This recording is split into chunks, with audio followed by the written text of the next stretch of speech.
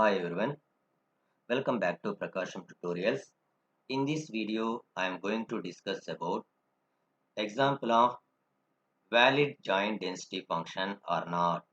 And this is the previous examination question. Test whether the function is valid joint density or not. Fxy of x comma y is equal to 1 by 24 for x is equal to 0 to 6 and y is equal to 0 to 4 and f of x comma y is equal to 0 elsewhere.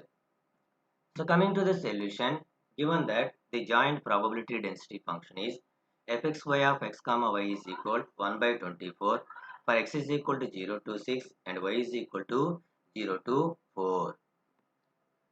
So we know that using the properties of the giant, giant probability density function, that is integral minus infinity to infinity integral minus infinity to infinity fxy of x comma y dx dy is equal to 1.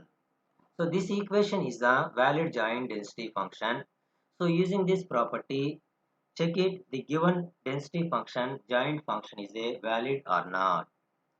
So now taking LHS term, the LHS term of this property is integral minus infinity to infinity integral minus infinity to infinity fxy of x comma y dx dy. In this LHS term, applying the given data, given joint density function. So given that joint density function is 1 by 24 for x is equal to 0 to 6 and y is equal to 0 to 4 dx dy. So 1 by 24 is constant that is written before integration. So now here on RHS side all are the product term. So integral 1 dx is x over 0 to x. Integral 1 dy is y over 0 to y. Here substitute upper value of x and lower value of x 6 minus 0 6.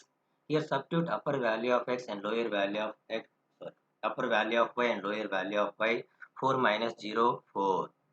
So that is equal 1 by 24 into 6 into 4 6 into 4 24 24 24 is cancelled numerator and denominator. The RHS term is equal to 1. Therefore integral minus infinity to infinity integral minus infinity to infinity fxy of x comma y dx dy is equal to 1. So the property is verified. Hence the given joint density function is a valid joint density function. So this is the procedure we can determine the given function is a valid density function or not.